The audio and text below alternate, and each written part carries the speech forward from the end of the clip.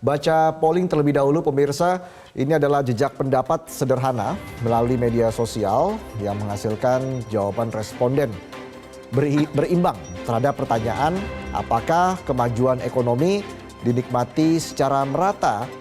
Sama-sama menjawab 50% ya ataupun tidak. Ini bagaimana Pak Teguh melihat hasil ini Pak Teguh? Oke.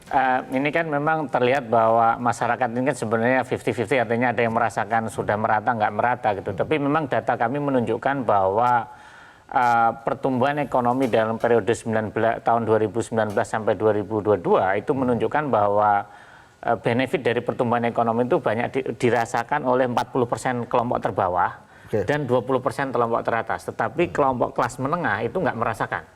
Artinya kelompok kelas menengah itu 40% sampai 80% itu pertumbuhannya itu kecil, 40 sampai 60 itu kecil sekali, jauh lebih rendah manfaat dari pembangunan ekonomi. Tapi justru kelas menengah ini yang harus juga diperkuat ya? Iya, artinya kelompok 60 sampai 80 itu negatif. Artinya memang ini sebenarnya bisa menjadi paradok yang dituliskan oleh Pak Khatib Basri di Kompas mengenai Chilean's Paradox itu. Bahwa ekonomi kita itu seolah-olah baik, tumbuh, masyarakat itu puas, masyarakat miskin, tetapi yang terjadi adalah gejolak sosial. Karena kelas menengahnya ini lupa diperhatikan. Nah, ini rasanya saya pengen sampaikan bahwa di Indonesia jangan sampai melupakan kelas menengah. Kelas menengah ini artinya maksudnya nggak kaya-kaya amat, tapi juga nggak miskin. Sehingga ini harus diperhatikan dan didorong. Dan salah satu kunci utama kemajuan dari sebuah bangsa untuk menjadi maju adalah kelas menengah. Kelas menengah ini kan pendidikannya sudah relatif lebih baik, tetapi memang nggak kaya, tapi dia itu sebenarnya kalau disupport oleh pemerintah dengan berbagai program, mereka itu bisa lari lebih kencang dan mereka adalah driver dari pembangunan itu sendiri. Dan jangan lupa, kelas menengah itu kan kita sebut adalah professional complainer.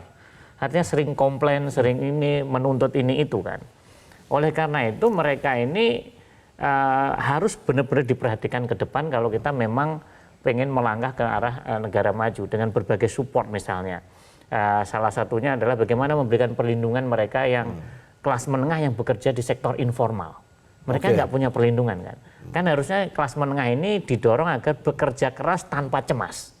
Artinya mereka bisa bekerja keras tapi ada perlindungan dari negara. Kan selama ini yang bekerja di sektor informal atau mungkin mohon maaf kalau saya sebut misalnya yang driver online, ojek online atau mungkin pekerja-pekerja orang yang sebenarnya mereka itu nggak miskin. Tetapi mereka itu butuh perlindungan dari negara.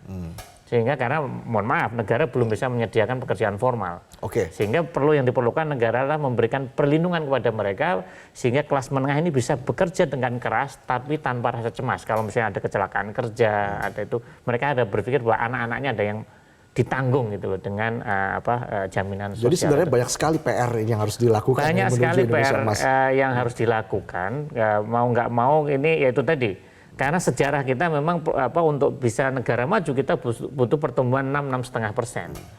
Tapi sejarah kita setelah krisis ekonomi 98 kita hanya 5,3%. Artinya pengalaman kita nggak bisa belum bisa sampai 6 lebih gitu. Sehingga kalau memang kita bermimpi seperti itu ada sebuah loncatan yang luar biasa. Tetapi kalau loncatannya terlalu tinggi, saya nggak yakin bisa meloncat juga. Daripada bermimpi tentang yang terlalu tinggi, lebih baik realistis. Gitu. Jelajahi cara baru mendapatkan informasi. Download Metro TV Extend sekarang.